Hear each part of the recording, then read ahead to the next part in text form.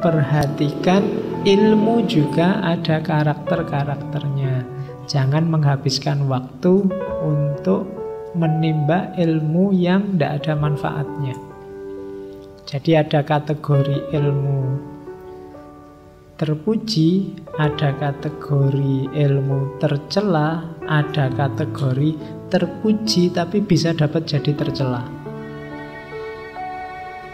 Yang terpuji jelas segala pelajaran, segala materi yang berhubungan dengan agama, ibadah, kebenaran, kebaikan, jalan untuk mendekat pada Allah dan mencari ridhonya. Jadi ilmu yang semacam ini pasti terpuji. Ketika kalian belajar sesuatu, coba dicek. Dengan aku tahu ini, hidupku jadi semakin berkualitas. Ada kedekatan nggak dengan Allah? Dengan aku belajar ini, aku jadi semakin dekat dengan Allah enggak?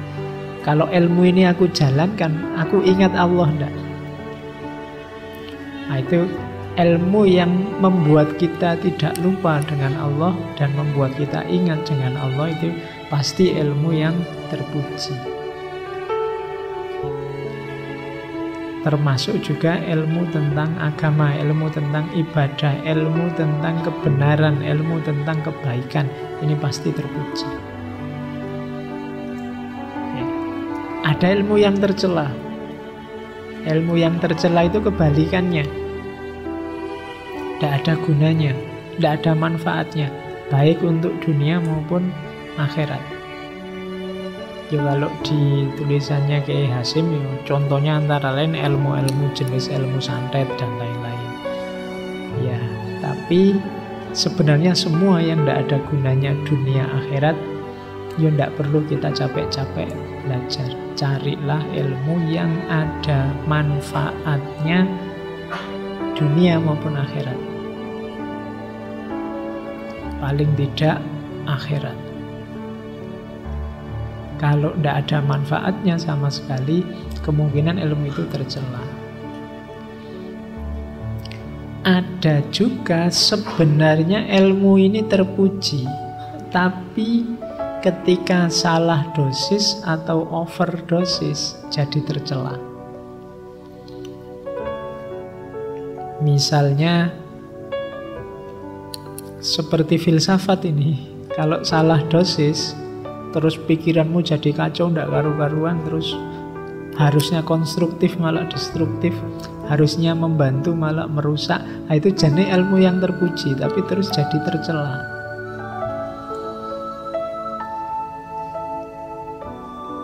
Dia ndak cuma filsafat, ilmu apapun kalau kita salah dosis, overdosis, biasanya terus jadi tercela. Bahkan ilmu agama juga begitu. Tasawuf ngurusi batin itu bagus, tapi kalau overdosis, apa-apa dilihat batinnya, terus tidak peduli sama lahir, jadinya kebatinan. Terus kamu sudah sholat mas? Batin saya itu pak selalu sholat. Kowe overdosis itu bahaya. Ilmunya terpuji, tapi karena overdosis terus jadi tercela. Ya kayak yang fikih misalnya, fikih itu bagus utama, tapi ya ndak semuanya kamu hukumi kayak fikih. Nanti apa-apa ditanyakan, laptop ini halal, haram, apa makruh, apa-apa kamu cari hukumnya. Mikrofon ini kira-kira halal apa haram. Oke, nah itu terus jadi gegeran. Padahal ilmunya terpuji, tapi kalau kita overdosis terus jadi tercela. Perhatikan karakter ilmu yang kita serap. Karena ilmu yang kita serap masuk ke pikiran kita, itulah yang membentuk diri kita. Maka kayak makanan. Makanan itu kan kalau yang kita masukkan bergizi-bergizi, ya kita sehat. Tapi kalau yang kita masukkan kolesterol, banyak lemak, terus kita kegemukan, ya pada saatnya kita akan stroke, kena jantung. Tidak sehat. Jadi cari yang jelas terpuji. Atau yang terpuji tapi jalankan secara benar, secara tepat. Jangan overdosis, jangan salah dosis. Hidup ini yo ada batasnya masing-masing. Kapan kita ada di level tasawuf, sufistik yang mengurusi batinnya, kapan kita di level rasional yang membahas secara argumentatif, kapan kita ada di level fikih yang normatif sesuai ajaran. Jadi harus ngerti dosisnya. Banyak orang diskusi, debat, sehingga hal yang terpuji terus jadi tidak terpuji.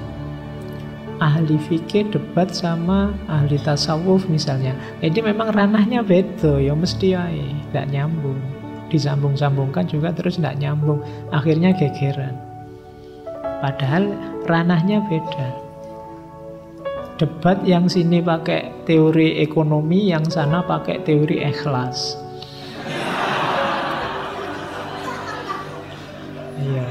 Ayo ndak nyambung, kamu harus ngerti porsinya. Ikhlas itu porsi proporsinya seperti apa.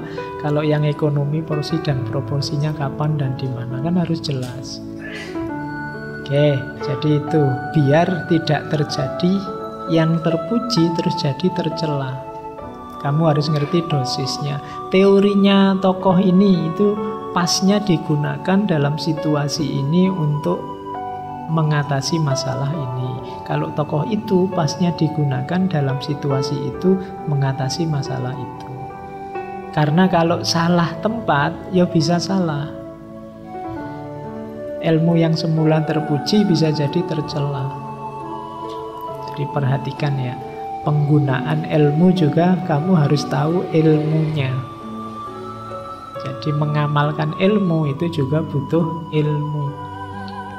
Tidak bisa sembarangan.